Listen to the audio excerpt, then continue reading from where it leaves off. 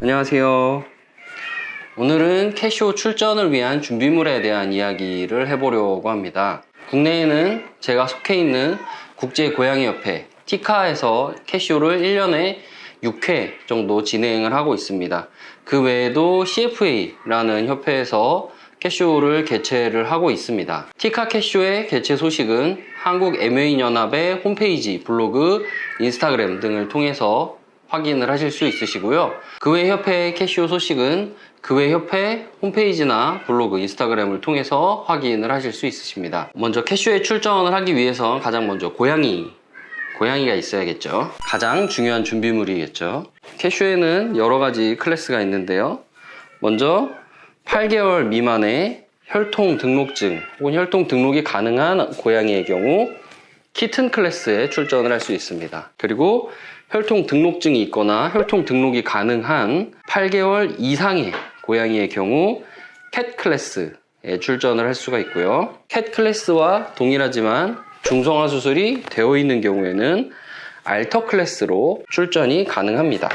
그리고 그 외에 두 가지 클래스가 더 있는데요. 이 두 가지 클래스는 집고양이를 위한 클래스입니다. 4개월 이상 8개월 미만의 고양이의 경우 하우스홀드 펫 키튼으로 출전을 할 수 있습니다. 그리고 8개월 이상이고 중성화 수술이 되어 있는 경우에는 하우스홀드 펫 클래스로 출전을 할 수 있습니다. 하우스홀드 펫 키튼과 하우스홀드 펫 클래스는 혈통 등록증이 없는 아이들 누구나 참가를 할 수 있습니다.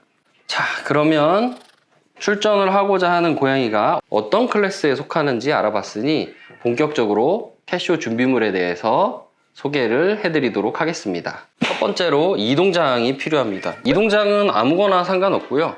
저는 개인적으로 플라스틱에 좀 넉넉한 사이즈의 이동장을 사용하는 걸 선호합니다.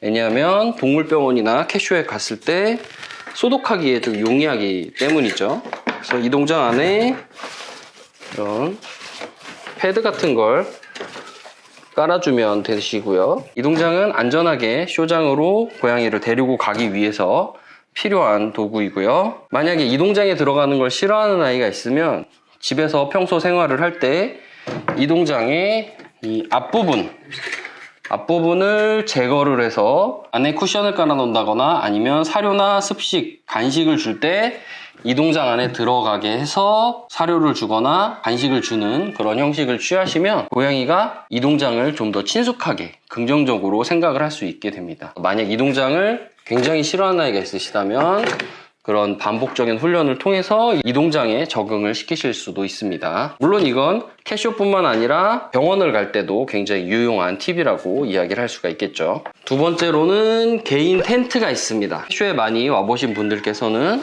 이런 개인 텐트를 브리더들이나 오너들이 들고 다니시는 걸 많이 보셨을 텐데요. 만약에 이런 개인 텐트가 없다라고 하시면 쇼 신청을 하실 때 케이지 대여 신청을 하게 되시면 일반 대기 케이지를 대여를 해드립니다. 하지만 이런 텐트보다는 크기가 작고 일반적으로 심사를 할 때 저지분들 뒤에 있는 그 케이지, 저지 케이지라고 하죠. 그 케이지와 동일한 케이지를 대여를 해드립니다. 텐트를 조립을 하면 이런 형태가 되는데요. 일반적으로 이렇게 완전히 핀 텐트를 사용을 하시려면 캐시오 신청을 하실 때 더블 케이지 신청을 하셔야 이렇게 두 칸을 완전히 사용하실 수 있습니다. 더블 케이지 신청을 하지 않으신 경우에는 반칸, 이 한 칸만 사용을 하셔야 되고 나머지 하나는 접은 상태로 사용을 하셔야 합니다. 케이지를 만드실 때 가능하면 이런 패드를 가져오셔서 안에 이렇게 바닥에 먼저 깔아주시는 게 중요합니다. 그리고 그 위에 화장실이라던가 쿠션이라던가 기타 용품을 놓으시면 됩니다. 이 제품 같은 경우는 흔히 아마존에서 찾으시면 스터디 프로덕트 혹은 캐시오 텐트라고 찾으시면 나오는 제품인데 요새 조금 환율도 그렇고 물가도 많이 올라서 가격대가 조금 나가요. 그래서 알리익스프레스 같은데 비슷한 제품을 검색을 해보셔서 구매를 하시는 것도 나쁘지 않을 거라고 생각을 합니다. 준비물 세 번째로는 간이 화장실과 모래가 있습니다. 제가 개인적으로 잘 사용하는 조그만 플라스틱 간이 화장실이고요. 크기가 그렇게 크지 않고 높지 않아서 편하게 들고 다니고 쇼 텐트에도 딱 맞는 사이즈입니다. 코너형이어서 텐트 안에 놔도 자리를 그렇게 많이 차지를 하지 않고요. 그리고 이거 말고 접이식 화장실도 있는데요. 천으로 돼서 접었다 폈다 해서 네모나게 이 정도 사이즈 되는 그런 화장실이 있습니다.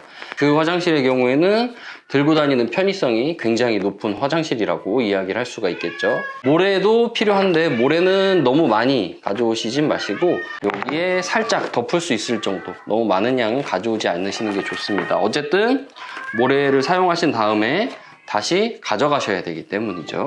그리고 유의하실 점이 있는데, 만약에 대기 중에 고양이가 화장실을 사용을 했다라고 하면 그 대변이건 소변을 담을 수 있는 비닐봉지를 꼭 구비를 하셔야 합니다. 그냥 놔두면 쇼장 전체의 냄새가 좀 많이 퍼지고, 그러다 보면 옆에 있는 고양이라던가 아니면 다른 고양이 냄새에 예민한 아이들이 영향을 받을 수 있기 때문에 가능하면 빨리 치워서 비닐봉지로 묶어서 버리시는 게 좋습니다. 쇼장 내에 있는 쓰레기통에 버리시면 안 되고 건물 내에 있는 화장실에 있는 휴지통에 버리셔야 합니다. 반드시 비닐봉지에 담아서 건물 내에 있는 화장실 쓰레기통에 버리셔야 된다는 점 꼭 유의해 주시기 바라고요. 그리고 또 몇몇 분들 같은 경우를 보면은 이 남은 모래를 거의 바닥에 쏟아놓고 가시는 분들이 되게 많으신데, 그렇게 되면은 나중에 문제가 생겨서 쇼장을 대관을 못하는 경우가 생길 수가 있어요. 그래서 앞으로도 캣쇼가 많이 개최되고 원활히 진행되기를 원하신다면 많이 흘리지 않도록 노력을 좀 해서 가져가시길 바랍니다. 네 번째로는 미용 도구가 있습니다. 사실 저는 벵갈이랑 싱가포라를 브리딩을 하기 때문에 미용 도구가 크게 필요가 없어요, 사실. 네, 그래서 제가 들고 다니는 거는 이런 목욕 시트, 물티슈로 대신하기도 하죠. 물티슈랑 그리고 천, 물티슈로 닦은 뒤 천으로 물기를 제거하기 위한 린넨 천 같은 그런 천 하나, 그 정도만 들고 다니고요. 대신에 이제 롱헤어 브리더들 같은 경우는, 이제 페르시안 브리더 같은 경우는 뭐 네카라라던가 정전기 방지용 빗, 어떤 품종의 경우에는 아주 살짝 털을 트리밍 해줘야 될 필요성이 있는 아이들이 있어요. 네. 그런 분들의 경우에는 살짝 깎아줄 수 있는 가위 같은 걸 가져오시는 분들이 있으시죠. 하지만 고양이는 강아지와 다르게 너무 심한 미용을 해서 티가 날 경우에 심사를 받을 때 불이익을 받을 수가 있습니다.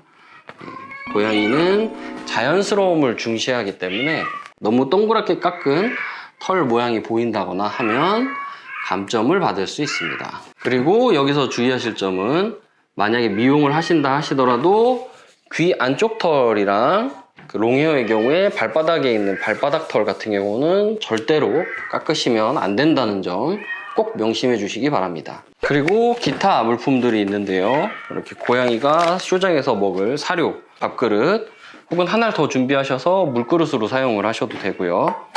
간식, 고양이가 좋아하는 간식, 장난감도 필요하고요. 그리고 뭐 쿠션이라던가 방석 같은 것도 필요합니다.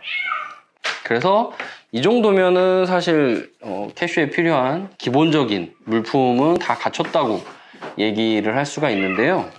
어떤 분들 같은 경우는 이렇게 고양이 안정을 위해서 앞을 가려 놓으시는 분도 계신데요. 요거는 브리더 성향 차이라고 보시면 돼요. 외국 브리더들 같은 경우는 앞을 가리지 않고 위에나 내부를 좀 더 화려하게 꾸미는, 갤러리나 다른 브리더들한테 자신의 고양이를 좀 더 보여주고자 하는 그런 성향이 짙습니다. 근데 우리나라랑 일본 같은 경우는 이렇게 고양이를 좀 많이 가리는 그런 성향이 좀 있다고 보시면 됩니다. 준비물은 아니지만 기본적인 사항으로는 그루밍과 발톱 깎기가 있습니다. 그루밍은 품종마다 그루밍 방법의 차이가 있으므로 설명을 생략하고 발톱을 깎는 법만 설명하겠습니다. 발톱을 깎이지 않고 출전을 하면 결격이 되므로 반드시 모든 발톱을 깎이셔야 합니다. 발톱을 눌러보면 요쯤에 핑크색 혈관이 보입니다. 밝은 조명 아래에서 보시면 더 확실하게 보실 수 있습니다. 도구는 편한 것을 사용하시면 됩니다. 저는 사람용 손톱깎이를 사용하는데, 손톱깎이로 자르면 이런 형식으로 잘립니다. 혈관 바깥쪽까지 깎아주시면 되고요. 너무 바짝 깎이려고 하시다가 혈관을 다치게 하면 그 뒤로 발톱을 깎는 게 더 힘들어지므로 처음에는 혈관과 좀 떨어진 곳까지 깎아주시고 익숙해지면 점점 짧게 깎이면 됩니다. 앞발을 모두 깎아주시면 되고 며느리 발톱도 꼭 깎아주셔야 됩니다. 이제 뒷발톱을 깎이셔야 하는데 뒷발톱은 깎는 게 쉽지 않습니다. 하지만 반드시 뒷발톱도 깎이셔야 합니다. 심사 중에 고양이가 뒷발로 저지를 차고 나갈 경우 크게 상처가 날 수 있기 때문입니다. 바미 같은 경우 어렸을 때부터 훈련을 시켜서 혼자서도 발톱을 깎일 수 있지만 혼자 발톱을 깎이기 힘든 아이의 경우 한 명은 간식을 주거나 쓰다듬어 주위를 돌리고 다른 한 명이 발톱을 깎이는 방법을 사용하시면 조금 더 쉽게 발톱을 깎일 수 있습니다. 아니면 고양이가 잠을 잘 때 한 개, 두 개씩 여러 차례에 걸쳐 깎이는 방법을 사용하셔도 됩니다. 어렸을 때부터 손과 발을 자주 만지고 발톱을 깎이시면 커서도 발톱을 깎이기가 한결 수월합니다. 발톱을 다 깎은 다음에는 고양이를 쓰다듬어 주거나 간식을 주시는 것도 좋은 방법입니다. 그래서 캐쇼 준비물에 대해서 알아봤는데요. 마지막으로 한 가지가 남았습니다. 가장 중요한 건데 바로 즐기는 마음입니다. 캐쇼는 경쟁이기도 하지만 브리더나 오너 이런 반려인들이 고양이를 데리고 만나서 이야기를 할 수 있는 유일한 반려묘 문화 행사이기 때문입니다. 우리나라의 경우 결과에 너무 치우쳐서 브리더뿐만 아니라 오너들까지 너무 순위에 그렇게 목숨을 거는 경향이 있는데요. 물론 자기 고양이가 좋은 성적을 얻으면 당연히 기분이 좋고 그게 중요하겠지만 그것보다 출전해서 다른 고양이들을 보고 다른 사람들과 이야기를 나누는 것에 좀 더 의의를 두는 게 특히 캐쇼가 오랫동안 개최되었던 유럽이나 미국 그리고 하다못해 동남아시아만 하더라도 자기 고양이가 파이널에 진출을 하지 못했더라도 저지가 파이널을 진행을 하고 있으면 그 링에 와서 같이 설명을 듣고 축하를 해주고 박수를 쳐주는 그런 문화가 있습니다. My best long hair, my best short hair. Who likes long?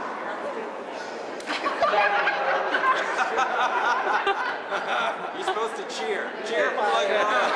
Who likes long? Simon, who likes long hair? Short hair. It's spread down.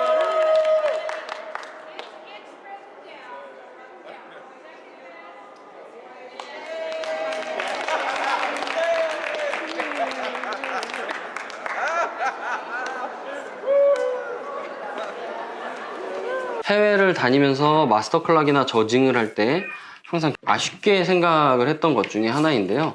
사실 우리나라도 몇 년 전에 캐쇼가 지금처럼 많이 개최되지 않을 때에는 브리더들이나 오너들이 파이널을 할 때 전체적으로 와서 축하해주고 박수 쳐주고 그런 모습을 자주 볼 수 있었는데 캐쇼가 아무래도 많이 개최가 되다 보니까 좀 더 높은 성적, 좀 더 높은 순위를 받을 수 있는 것에 중점을 두게 되지 않았나 그런 생각을 조금 해봅니다.